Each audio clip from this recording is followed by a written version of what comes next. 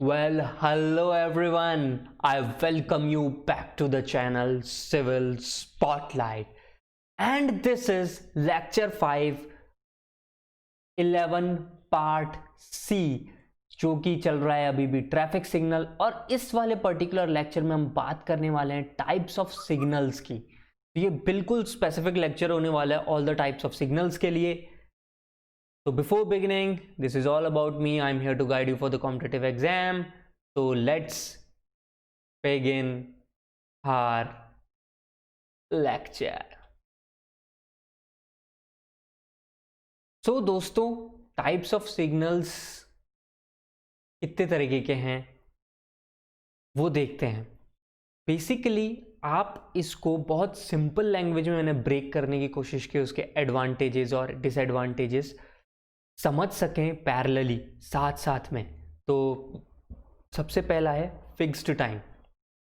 अगर आपने नोटिस किया हो तो बार बार क्वेश्चंस के अंदर, जैसे पिछले लेक्चर में हम लोग बात कर रहे थे प्री टाइम्ड सिग्नल, मतलब पहले से ही टाइम कर दिया गया है। आइसोलेटेड थ्री फेज है ना, थ्री फेज ट्रैफिक सिग्नल। ये जो वर्ड्स है ना, ये कहीं ना कहीं आपको, ये जैसे कि two phased fix type signal, ये एक ही तरफ इशारा कर रहे हैं, वो है फिक्स्ड टाइम सिग्नल की तरफ। आखिर ये फिक्स्ड टाइम सिग्नल क्या है? अपन ने स्टडीज की कि एक पर्टिकुलर इंटरसेक्शन पे इतने क्यू है, यानी कि number of vehicles per our चल रहे हैं, और साथ में सैचुरेशन फ्लो, जिसको अपन ऐसे डिनोट करते हैं, उसके अकॉर्डिंग वेबस्टर मेथड लगाया और सी नोट लगा लिया, यानी कि ऑप्टिमम साइकिल लेंथ पता कर ली पूरे की पूरे ट्रैफिक सिग्नल की। ठीक है, वो भी आ गई समझ में। और ट्रैफिक सिग्नल की ऑप्टिमम लेंथ का मतलब क्या है? रेड, एम्बर, ग्रीन, ये पूरा पोर्शन जो होता है, ये कि पूरा की पूरा किस में आएगा? ऑप्टिमम साइकिल लेंथ में आएगा। ठीक है, तो फिक्स्ड टाइम सिग्नल क्या है? फिक्स्ड टाइम सिग्नल जिसमें स्टडी की गई और उसका जो टाइम है सिग्नल का, वो फिक्स कर दिया गया है। और इसमें अपडेटिंग जो होती है ना, वो जब नई स्टडी होगी उस पर्टिकुलर एरिया के ट्रैफिक के अंदर, तब जाके होगा। ये जनरली आपको हर जगह, हर चौराहे पे देखने को मिलेगा इंडिया में। इंडिया में आपने देखा होगा अपने यहाँ पे ट्रैफिक लाइट्स होती हैं, है ना, रेड, एम्बर, ग्रीन, और उसके साथ साथ एक छोटा सा एक डब्बा लगा रहता है जिस पर टाइमर चल रहा था। 129, कभी 129 है, कहीं पे वो 45 है, कहीं पे वो 90 है। तो वो जो चीज़ है वो क्या है? फिक्स्ड टाइम सिग्नल, यानी कि वहाँ पे टाइम ऑफ सिग्नल जो है एक उसकी साइकिल का, वो फिक्स कर दिया गया है। तो इसका एडवांटेज क्या है? एडवांटेज है कि सिंपल इन कंस्ट्रक्शन है, इनएक्सपेंसिव है, और ये ज़्यादा यूज़ होता है अगर हमें सिग्नल्स को कोऑर्डिनेट करना हो। सिग्नल्स को कोऑर्डिनेशन का मतलब यह है एक सिग्नल दूसरे सिग्नल से एक पर्टिकुलर लॉजिक के बेस पर जोड़ दिया जाए। अब ये कोऑर्डिनेटेड सिग्नल क्या है, इसको हम इन डिटेल इसी लेक्चर में नीचे पढ़ेंगे, इसलिए मैंने सोचा है कि एक टाइप्स ऑफ सिग्नल का एक डेडिकेटेड लेक्चर बनाएंगे हम। तो कोऑर्डिनेटेड सिग्नल्स हम नीचे देखेंगे, पर साथ में कुछ डिसएडवांटेजेस भी होंगे। तो डिसएडवांटेज क्या है? डिसएडवांटेज ये कि इनफ्लेक्सिबल है और इसकी वजह से अननेसेसरी डिले हो सकता है। एग्जाम्पल देके समझाऊं ये बात, तो वो ये ऐसे है कि मॉर्निंग में ऑफिस टाइम पे जो व्हीकल्स हैं वो बहुत ज़्यादा होते हैं। अब आप कह रहे हो कि मैं 11:30 AM पे निकला हूँ, तो रिलेटिवली आपको रोड खाली मिलेगी। तो 11:30 AM और 9 AM पे जो टाइम है सिग्नल का, वो फिक्स कर दिया गया है 130 सेकेंड से। तो अब आप जब 11:30 AM पे निकले हो, जब रिलेटिवली व्हीकल्स बहुत कम हो जाएंगे रोड पे, तो मैं 130 सेकेंड वेट करना चाहूँगा क्या? तो वहाँ पे वो अननेसेसरी डिले कॉज होगा। ये इसका एक डिसएडवांटेज हुआ। दूसरी इंपॉर्टेंट चीज़ कि अगर कोऑर्डिनेटेड सिग्नल बनाते हैं, जो मैं बताऊंगा, उसके बाद भी बहुत ही ज़्यादा केयरफुल रहना पड़ेगा इसको सेट करने में। ये तो हो गए कोऑर्डिनेटेड सिग्नल्स के लिए। इनफैक्ट अगर यहाँ पे बहुत ही ज़्यादा वेरिएशन है क्यू के अंदर, यानी कि number of vehicles per hour pass हो रहे हैं उसके अंदर, तो हमें ये देखना होगा कि हम कौन सा क्यू लें, किस टाइम का लें, एवरेज लें, किस तरीके से करें। वो मैथमेटिकल एनालिसिस हो गया पार्ट का।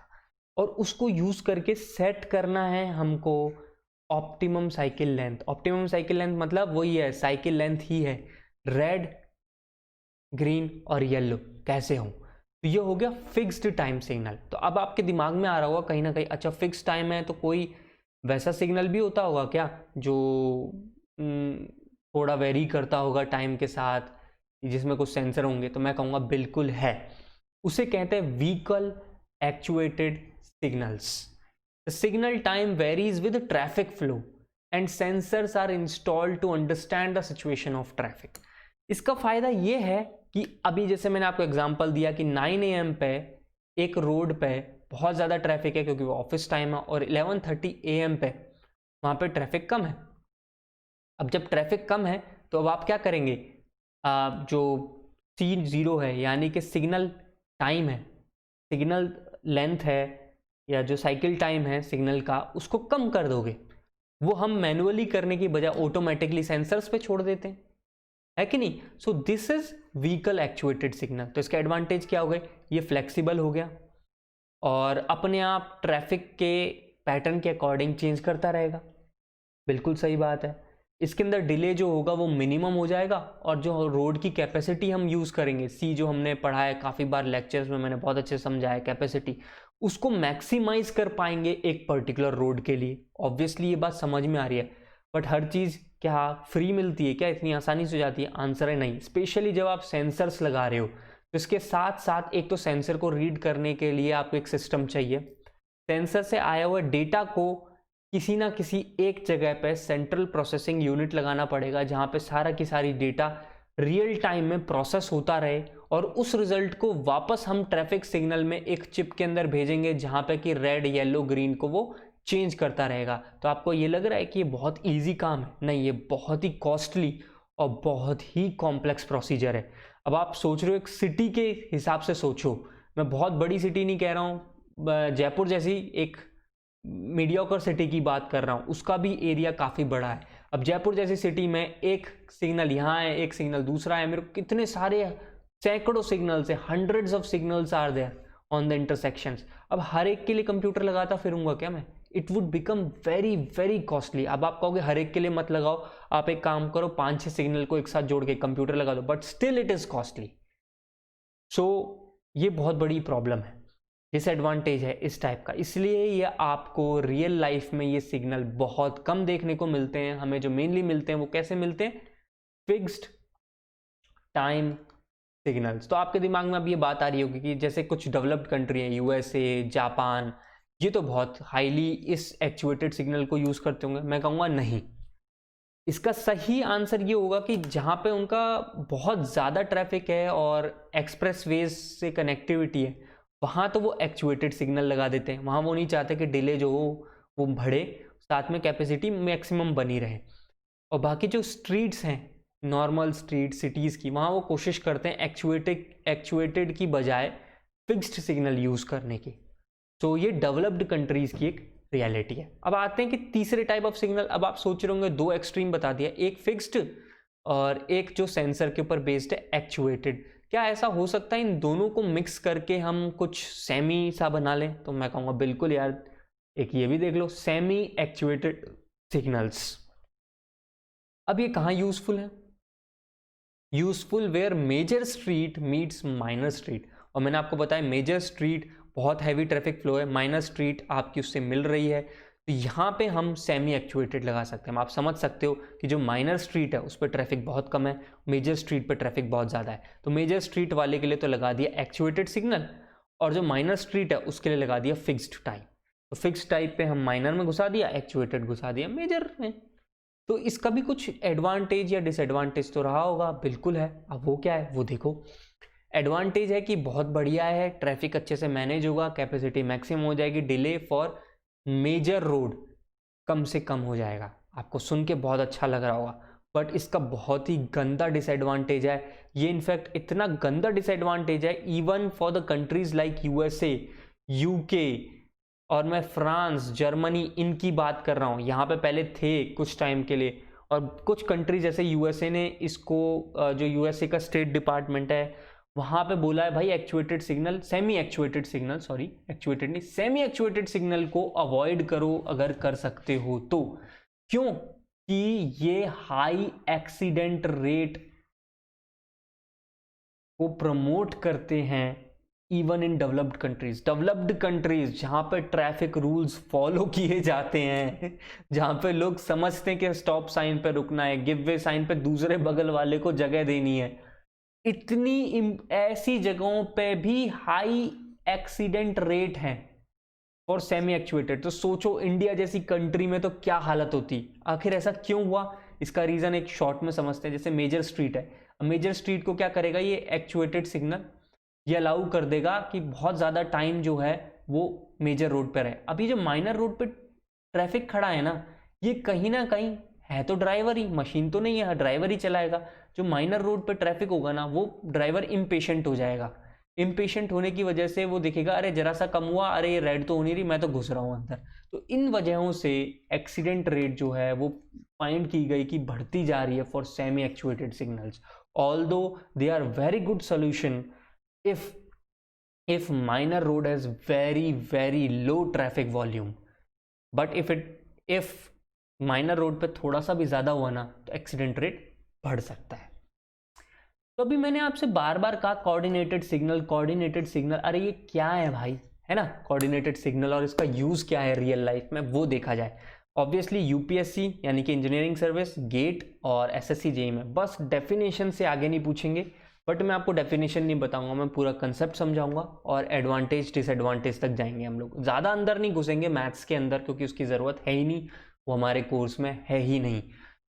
सो देखते कोऑर्डिनेटेड सिग्नल क्या है। कोऑर्डिनेटेड सिग्नल समझने के लिए मैंने एक सबसे पहले कि ये रॉ डायग्राम सा बना हुआ है, इसमें आपको बहुत सारे इंटरसेक्शन दिख रहे होंगे एक के बाद एक ये रहा, एक ये रहा, एक ये रहा, और जो आपको दिख रहा है ये बेसिकली ट्रैफिक सिग्नल बनाने की मैंने कोशिश की है जल्दबाजी में। 3 खाने से दिख रहे होंगे आपको, एक रेड के लिए है, एक एम्बर के लिए, एक ग्रीन के लिए, रेड येलो ग्रीन कह सकते हो। सो यहाँ पे क्या होता है, कोऑर्डिनेटेड का मतलब है ये वाला सिग्नल इस वाले सिग्नल से कनेक्टेड है, ये वाला सिग्नल इस वाले सिग्नल से कनेक्टेड है, यानी कि ये एक दूसरे से लिंक्ड है, एक दूसरे के साथ इंफॉर्मेशन ज़रूरत पड़ी तो शेयर भी कर सकते हैं और ज़रूरत ना पड़ी तो नहीं भी शेयर कर सकते हैं। हो सकता है हम फिक्स्ड टाइम वे में भी इनको आपस में लिंक कर सकें। ये मैंने क्या बोल दिया? उन चीज़ों को समझने के लिए अभी मैं टाइप्स समझाऊंगा। पहली चीज़ तो आप समझ लो, कोऑर्डिनेटेड का मतलब है ये सिग्नल्स एक दूसरे से लिंक्ड हैं, यानी कि चाहें तो ये एक दूसरे के साथ इंफॉर्मेशन शेयर कर सकते हैं, या हम एज अ ह्यूमन बीइंग इनमें एक फिक्स्ड इंफॉर्मेशन शेयर फीड कर सकते हैं जो कि इनके अंदर बनी रहेगी और ये एक दूसरे से लिंक्ड रहेंगे। अब उसको समझाने के लिए जो मैं बोल रहा हूँ उसको मैं बताता हूँ कैसे। तो सबसे पहले मैंने सबसे इजी पार्ट को शुरू करने की कोशिश की है, उसे क्या है मैंने साइमल्टेनियस सिस्टम या सिंक्रोनाइज सिस्टम। अभी टाइप्स ऑफ कोऑर्डिनेटेड सिग्नल की बात हो रही है, इसको बहुत अच्छे से समझना। क्या है इसके अंदर? कुछ नहीं, सारे सिग्नल एक साथ रेड देंगे या सारे सिग्नल एक साथ ग्रीन देंगे। तो मैंने तुमसे क्या कहा था, कोऑर्डिनेटेड का मतलब है ये सिग्नल आपस में कैसे हैं, कनेक्टेड है। अगर ये आपस में कनेक्टेड हैं तो किस तरीके से कनेक्टेड है? तो सबसे पहला है साइमल्टेनियस, सिंक्रोनाइज। इसका भी रेड होगा, इसका भी रेड होगा, इसका भी रेड होगा, इसका भी ग्रीन, इसका भी ग्रीन, इसका भी ग्रीन। ठीक है, इसे कहेंगे साइमल्टेनियस सिंक्रोनाइज सिस्टम। ठीक है, अब इसका कुछ एडवांटेज होगा, डिसएडवांटेज होगा। एडवांटेज तो कुछ खास है नहीं, डिसएडवांटेज बहुत बुरा है कि ये जो है ढंग का मूवमेंट नहीं दे सकता है भाई ट्रैफिक में। जरूरी नहीं है कि जितना ट्रैफिक वॉल्यूम यहाँ पे मेरे को मिल जाएगा इस थर्ड वाले सिग्नल पे, उतना 2 पे मिले, उतना 1 पे मिले, इसलिए बिल्कुल फेल है। आप सोचोगे कैसे? सपोज करो यहाँ पे ज़्यादा राइट टर्निंग ट्रैफिक है, यहाँ पे भी राइट टर्निंग ट्रैफिक है, तो ये दोनों मिलके तो यहाँ पे पहुँचेंगे ना, तो यहाँ पे ट्रैफिक वॉल्यूम ज़्यादा हो गया थर्ड पे। तो ये जो बेवकूफ़ी करने का काम है ना इनका सबका, रेड एक साथ ग्रीन एक साथ, ये फेल हो गया। इवन फिक्स टाइम सिग्नल हम एक पर्टिकुलर इंटरसेक्शन के लिए डिज़ाइन करते हैं और वो इंटरसेक्शन पे खड़े होकर सर्वे करवाया जाता है ट्रैफिक इंजीनियर से कि भाई पता लगाओ सैचुरेशन फ्लो रेट कितना है, क्यू कितना है, फिर उसके अकॉर्डिंग। अभी तो हमने वेबस्टर पढ़ा है तो मैं वेबस्टर ही बोलूँगा, उसके अलावा बहुत इंप्रूव्ड मेथड है उनका नाम नहीं ले रहा हूँ। तो वेबस्टर मेथड लगा के चेक करेंगे, हाँ भाई इसकी ऑप्टिमम साइकिल लेंथ आ गई 130, यहाँ इसकी ऑप्टिमम साइकिल लेंथ आई 90 सेकेंड्स, इसकी आई से 80 सेकेंड, तो ये तीनों लिंक थोड़ी ना हो पाएंगे फिर। तो ये वाला कंसेप्ट जो है काफ़ी ख़राब है। बस ये थ्योरेटिकल कंसेप्ट है, आप ये समझ सकते हो कि हाँ भाई टिक करने के लिए पेपर के अंदर में पता होना चाहिए कि साइमल्टेनियस या सिंक्रोनाइज सिस्टम बोल के कुछ चीज़ है। अब आओ, किसी ने दिमाग लगाया, बोले एक काम करो अल्टरनेट सिस्टम डिज़ाइन कर दो, उसको थोड़ा मतलब थोड़ा सा दिमाग लगाया, 2% समझ लो। तो ऑल्टरनेट सिस्टम या लिमिटेड दूसरा नाम भी है, और इस नाम से एक दो बार इस पर क्वेश्चन पूछा जा चुका है, लिमिटेड प्रोग्रेसिव सिस्टम। अब ये क्या है, इसके अंदर जो एडजेसेंट सिग्नल होता है ना, उसमें अपोजिट सिग्नल दिखाया जाएगा। मतलब अगर यहाँ रेड है तो इस वाले पे ग्रीन दिखाएंगे, यहाँ पे ग्रीन है तो इसके अगले वाले पे रेड दिखाएगा। तो यहाँ ग्रीन होगा तो यहाँ रेड हो जाएगा, यहाँ रेड होगा तो यहाँ ग्रीन हो जाएगा। इसका कंसेप्ट क्या लगाया गया कोऑर्डिनेटेड में, सपोज करो यहाँ व्हीकल है, अभी वो रुका हुआ है, ठीक है, यहाँ पे भी व्हीकल्स होंगे, वो निकल जाएंगे आगे की ओर चले जाएंगे, तो ये स्ट्रीट जो है वो एम्प्टी हो गई।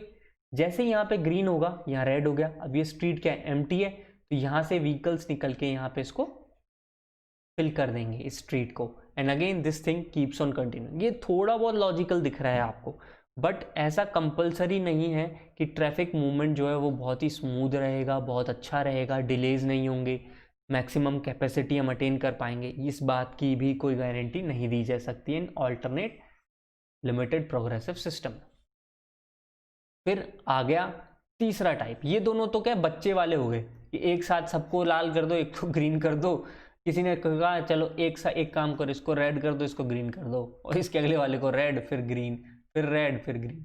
तो इसके बाद ये भी बच्चों वाली चीज़ों से बाहर निकल के इनको लगा नहीं थोड़ा अच्छा काम करते हैं, वो है सिंपल प्रोग्रेसिव सिस्टम। ये कुछ अच्छा है ट्रैफिक इंजीनियरिंग में। अब ये क्या है, ये देखो, इसके अंदर हम फिक्स्ड टाइम सिग्नल यूज करते हैं, और जैसे ये तीन मैंने आपको सिग्नल्स बना के दिए, इनको आपस में लिंक कर देंगे। अब मैं यहाँ पे हर एक इंटरसेक्शन पे जो ट्रैफिक वॉल्यूम सैचुरेशन फ्लोस को अलग अलग मेजर करूंगा एज अ ट्रैफिक इंजीनियर। अगर मैं ट्रैफिक इंजीनियर हूँ, ट्रैफिक इंजीनियर ने मेजर किया, वो हर एक के लिए अलग अलग ऑप्टिमम साइकिल लेंथ दे देगा, ठीक है। सो इनका अलग अलग हो गया। अब मैं इनको लिंक करना चाहता हूं, इनको कोऑर्डिनेट करना चाहता हूं, तो हमने लिंक कर दिया है। तो fix time signals are coordinated in such a way that the first vehicle that leaves the signal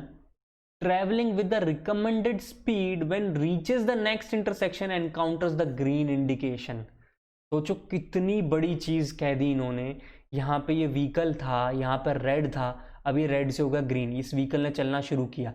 जब वो अगर जो डिज़ाइन स्पीड है उसको फॉलो करता है व्हीकल, जैसे ही वो उस इंटरसेक्शन पे पहुंचे उसको ग्रीन सिग्नल मिले, इसको क्रॉस करे और वापस से वही डिज़ाइन स्पीड पे चले, नेक्स्ट इंटरसेक्शन पे पहुंचे तो उसको ग्रीन मिले।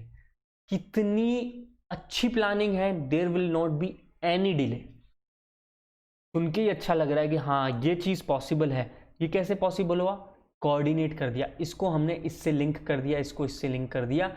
यहाँ पे जो ट्रैफिक वॉल्यूम है इतनी स्पीड से चलेगा, उसको इतना टाइम लगेगा, इतनी लेंथ कवर करने में, वो यहाँ पहुँचेगा, इतनी देर में मैं इसको यहाँ पे ग्रीन कर दूंगा। तो कोऑर्डिनेटेड सिग्नल हो गया, है ना। और फिर इसी तरीके से यहाँ ग्रीन कर देंगे। बट अब इस चीज़ का कुछ डिसएडवांटेज भी है। क्या ऐसा कि मतलब 25-30 किलोमीटर तक कर सकते हो क्या ऐसा?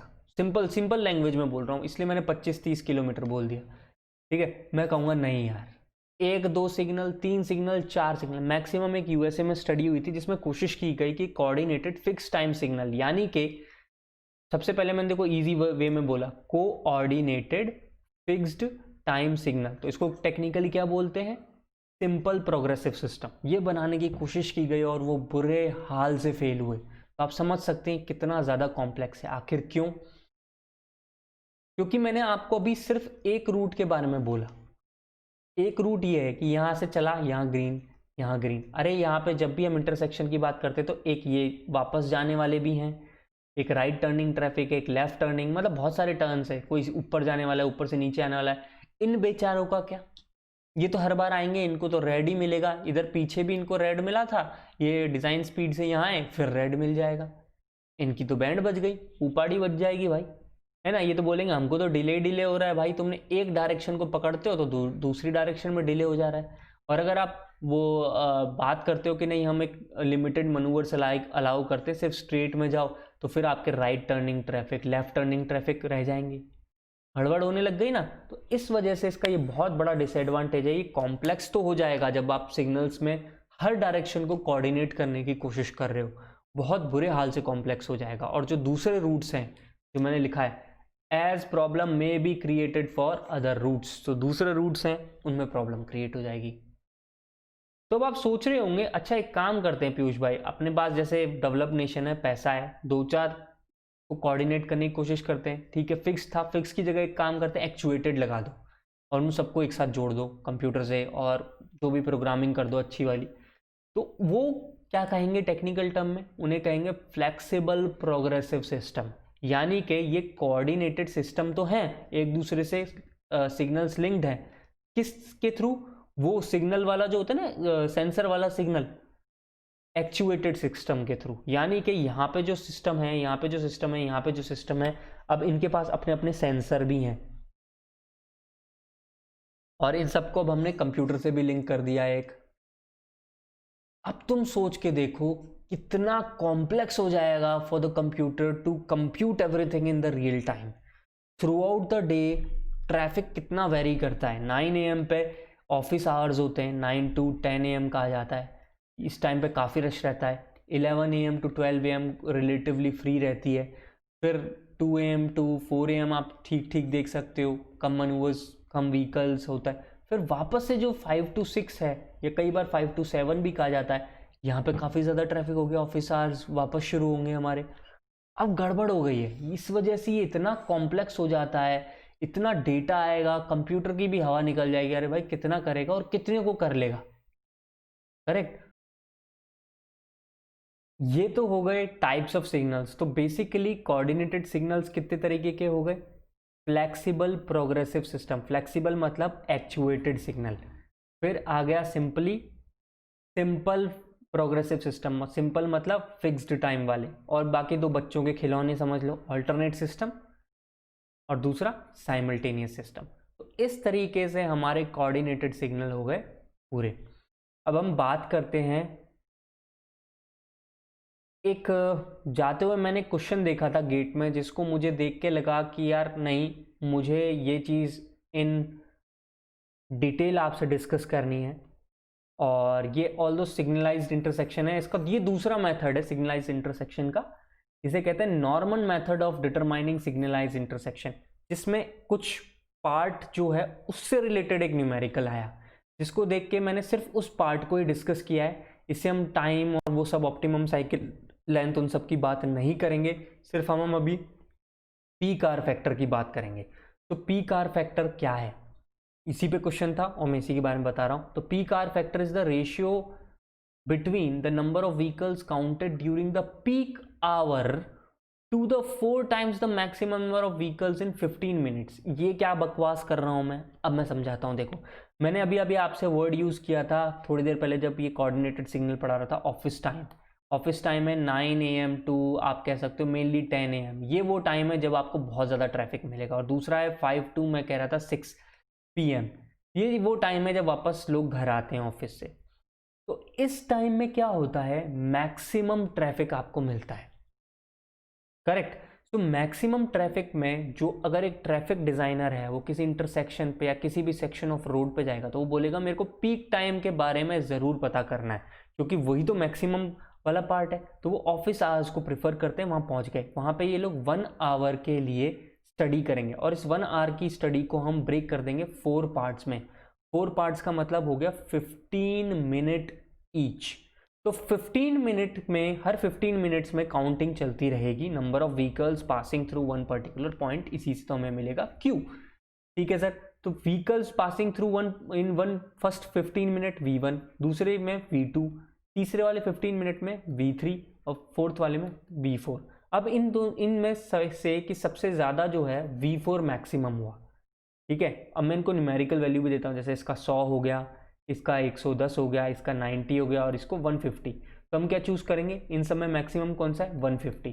तो 150 को नीचे ले जाऊंगा, 150 इंटू 4, यानी कि मैंने माना 1 घंटे में 150 व्हीकल्स पर 15 मिनट था, तो इसको पर आवर कर दिया, तो पर आवर में इतने गए और रियल में कितने गए वो, तो इन दोनों का जो रेशियो है उसी को कहते हैं पीक आवर फैक्टर।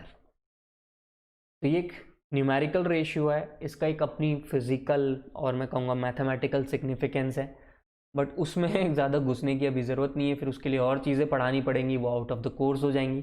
तो अननेसेसरी हमें यूपीएससी क्लियर करना है बढ़िया तरीके से, गेट और एसएससी जेईई हमारे हाथ में होनी चाहिए, तो उसके लिए एटलीस्ट आप एक एक वैल्यू याद कर सकते हो कि पीक आवर फैक्टर की वैल्यू कहाँ से कहाँ तक रेंज में जाती है। वो 1 हो सकती है, 1 मतलब मैक्सिमम इतना हो सकता है, और मिनिमम कितनी हो सकती है, 0.25 हो सकती है।